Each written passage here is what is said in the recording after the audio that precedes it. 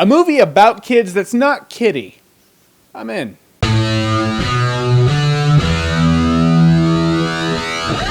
Super 8. Now, Super 8 is the brainchild of J.J. Abrams. He wrote and directed the movie. And J.J. Abrams, when he was a kid, he used to go outside with his Super 8 camera and film things. And he had this idea that he brought to Spielberg. And Spielberg was like, dude, I used to think of that stuff too. I am in. And now we got Super 8. Now, I'm not going to spoil things in this review for you. There's not as much that I could spoil as you think, but still, I'll be careful. Now, what you know from the trailer is pretty much the premise. These kids are outside filming things with their little Super 8 camera. A train wreck happens. Things explode, which was badass, by the way. That train explosion was like one of the coolest scenes I'd seen in a movie in a long time. And then from there, something escapes from that train. Now, people are comparing this movie to E.T. I don't think that's fair. I don't think it's like E.T. And if it is like E.T., it's not because there's an alien. It's because of the kids. It's more like the Goonies meets Cloverfield. I think that actually makes sense. Cloverfield, because you don't really see the alien until the very end. And Goonies because, well, kids and mischief and awesome. Now, if you had a childhood and you had an imagination, you're going to relate to this movie. There's just no stopping that. Because the whole time you're like, all right, what kid am I? I realized I'm the fat kid. It's the first time in a movie that I have ever been the fat kid, but this time I am proud to say,